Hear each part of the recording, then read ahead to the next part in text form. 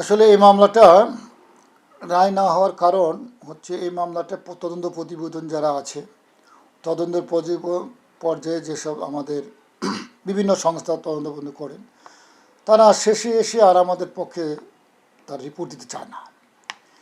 এমন আমরা সব তথ্যপত্র দেওয়ার পরেও এই মামলার চার্জশিট দেওয়ার মতো অনেক উপাদান থাকা সত্ত্বেও শেষ মুহূর্তে এসে জানি তারা কেন জানি অবহেলা করে এবং তারা হয়তো বায়াস্ট হয়ে যায়।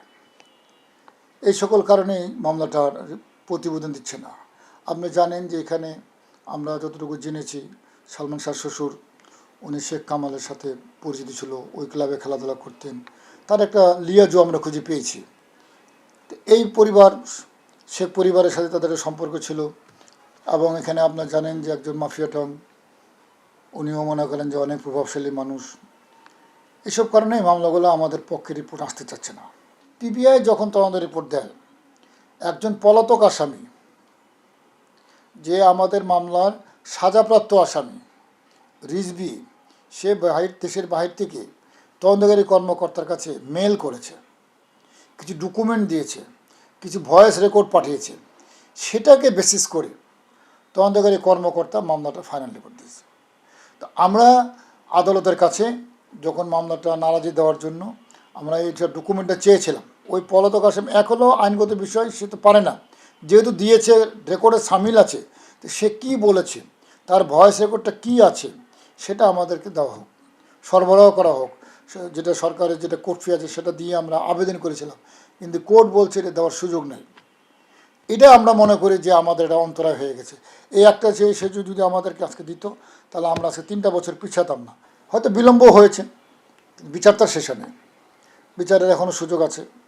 এই মামলা আপনি জানেন যে এই মামলা এর আগে একবার নারাজি মামলারা ফাইনালি ভোট দিয়ে দিয়েছিল, পরে আমরা আবার রিভিশন করেছি, রিভিশনে অ্যালাউ হয়েছে। এই রিভিশন যখন মামলাটা শুরু হয় সেই থেকে আমার এই মামলা যাত্রা শুরু। যদিও এটা 96 সালের মামলা, তখন আমি নতুন আইনজীবী, তখন আমার কাছে কেসটা ছিল না।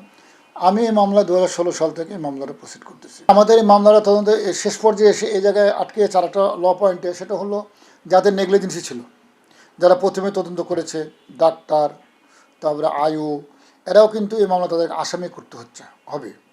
আপনারা 21 জ্ঞান হত্যা মামলা দেখেছেন যে যারা মামলা তদন্ত করতো সুপারভিশন অফিসার থেকে শুরু করে তারা কিন্তু আসামি হয়েছিল।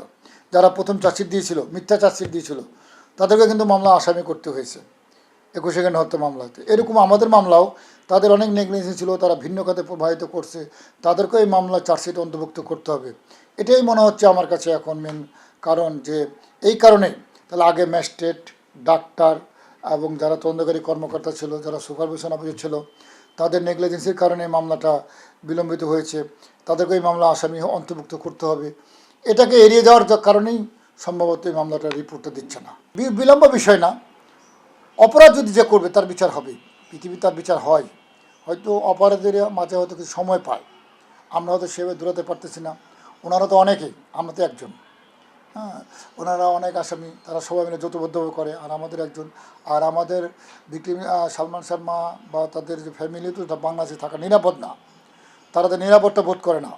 কারণ এই কারণে প্রথমে দিয়ে 10-12 বছর এই জন্য পিছিয়ে গেছে, তারা দেশে থাকতে পারেনি, এখনও তারা দেশে আসতে পারে না, কারণ তাদের উপর অনেক নিরাপত্তা ঝুঁকি আছে। ওনার আম্মাকে সবাই মনে করেন উনি যদি না থাকে তাহলে বিচার শেষ। এই জন্যে ওনার আম্মার ক্ষতি করার সবসময় চেষ্টা করে, নাহলে নিজ মাতৃভূমি ছেড়ে বিদেশে কে থাকতে চায়। হ্যাঁ, ছোটো ভাইটার বিষয়ে তো আপনি জানেন, সেই সময় তাকে কিডন্যাপ করার চেষ্টা করা হয়েছিল।